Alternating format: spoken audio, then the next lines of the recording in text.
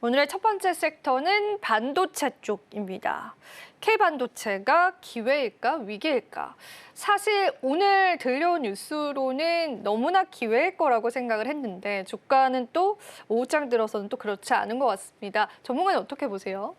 이번에 이 정책이 어찌 보면 기회라고 생각을 할 수가 있거든요. 근데 제가 볼 때는 단기적으로는 기회가 될 수는 있어요. 하지만 좀 길게 내다본다면 과연 이게 기회일까? 한번은 생각을 해볼 필요가 있다는 거죠. 자, 먼저 이번에 미국에서 AI 반도체에 대한 수출 통제, 과거에 이제 바이든 대통령 당시에 거의 정권 후반부에 얘기가 나왔던 정책이었죠. 이게 15일 날 시행이 앞두고 있었거든요. 근데 이거에 대해서 수출 통제를 전면 폐기시키겠다라는 이제 발언이 나왔습니다. 그런데 이 발언과 함께 결국은 15일부터 적용이 될 수 있었던 부분이었는데 폐기가 됐다는 건 당연히 규제에 대한 부분이 처리가 됐다는 거기 때문에 호재라고 볼 수가 있죠. 그래서 실제로 이 뉴스로 인해서 엔비디아 주가가 후반부에 3% 이상 반등이 나왔습니다. 그런데요, 좀 길게 본다면 이게 과연 호재일까? 이렇게 생각을 해봐야 되는 게 뭐냐면 트럼프 대통령이 이 바이든 대통령 당시에 이 정책을 폐지했다는 건 결국은 바이든 대통령의 그 내용을 이제 지우겠다는 거거든요. 전 정권 지우기. 그렇다면 이건 트럼프식으로 다시 바꿔서 개편하겠다는 의미가 되는 거예요. 그렇다면 여기서 과연 트럼프식으로 바꾼다면 어떻게 될까? 결국 관세 무역에 대한 합의를 해라라는 거예요. 거기에 패키지로 묶어서 각각 다른 관세를 매길 수도 있다. 라는 의미이기 때문에 협상을 통해서 관세를 따로 매겼을 때 그 전에 매겼던 것보다는 훨씬 더 강도가 높아질 수도 있다는 거죠.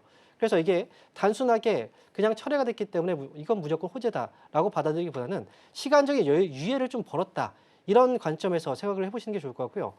물론 중국 쪽에서 협상을 또 이끌어내기 위해서 그리고 중국하고 미국이 이번에 10일 날 관세에 대한 합의가 있거든요. 그래서 그 전에 이런 발표가 있었다는 건 중국 쪽이 조금 더 우리가 이렇게 봐주고 있으니까 너네 한번 잘 가지고 와봐.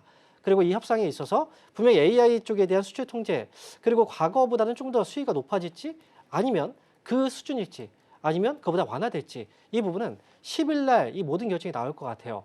그래서 이걸 지금 단순하게 무조건 폐기가 됐기 때문에 그래서 호재다라고 받아들이기보다는 중국하고의 합의에 대한 내용들이 좀 필요하다는 거죠. 왜냐하면 중국 쪽에서의 이 의존도라든지 엔비디아 쪽도 실제적으로 중국 쪽에서의 영향을 많이 받기 때문에 국내 증시도 역시 엔비디아의 효과를 좀 받아서 또 움직이는 거거든요. 그래서 이 부분은 10일 날 좀 확인을 하고 나서 결정을 해야 될 사안이다라고 말씀드립니다. 네. 그러니까 오늘 그러한 또 전문가님의 불안감들이 시장에 그대로 반영이 되는 것 같아요. 장 초반에는 이제 삼성전자, 하이닉스가 좋았는데 삼성전자는 오후장 들어서는 또 보합권으로 바뀌기도 했고 하이닉스도 상승폭을 좀 축소시켜집니다. 그만큼 시장에서는 아직은 조금 더 돌다리를 좀 두들겨 보자 이런 심리가 확인이 되는 것 같은데 일단은 만약에 이게 수출에 관해서 어느 정도 완화 스탠스가 나온다면은 이게 결과적으로 중국 쪽에게 좋은 거지 않을까요, 전문가님? 중국 쪽한테는 좋다라고도 볼 수가 있겠죠. 근데 따지고 보면 중국 쪽으로 넘어가는 그 과정에서 우리나라도 미국을 거쳐서 중국으로 넘어가고 네. 있거든요. 그리고 또 우리나라도 중국 쪽에 수출을 하고 있고 그렇다면 미국이 중국에서의 규제를 좀 풀어준다라고 하면 한국 쪽도 중국에 들어가는 그 반도체 품목에 대해서도 규제가 그만큼 더 완화가 되는 거죠. 실제로 바이든 대통령 당시에도 미국에서 넘어가는 중국 쪽에서의 반도체, 최첨단 칩에 대한 규제 이것도 있지만 주요국에서도 중국 쪽으로 넘어가는 것들 막았단 말이죠.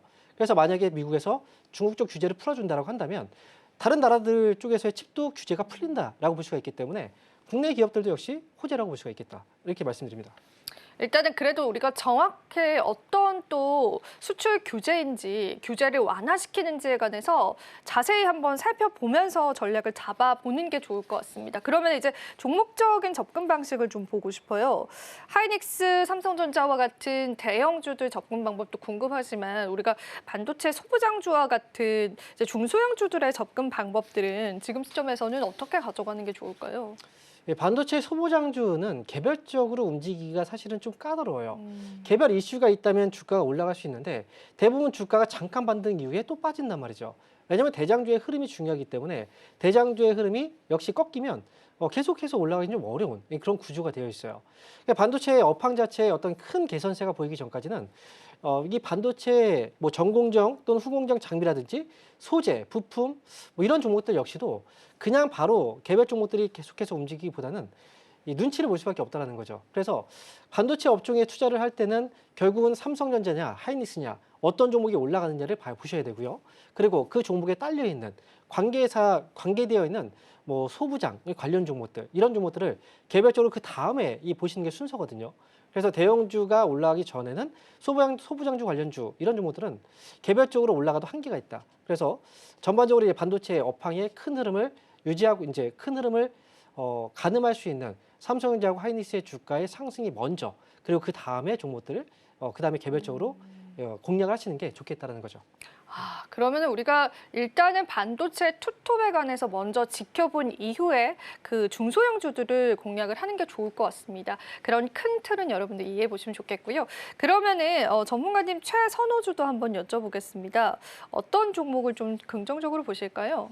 솔직히 이번 뉴스를 통해서 종목을 선정한다면 결국은 두 종목 중에 하나가 될 수밖에 없어요. 네. 한미반도체 아니면 하이닉스거든요. 예. 근데 가장 1차적으로 하이닉스 쪽으로 볼 수밖에 없고요. 왜냐하면 한미반도체의 경우에는 하이닉스하고의 어떤 이제 관계가 또 있기 때문에 이 밑에 있는 기업이라 약간의 불안감이 좀 있단 말이죠. 그래서 하이닉스 쪽을 먼저 볼 수밖에 없는데 먼저 이제 실적적인 부분에서는 이미 검증이 되었죠.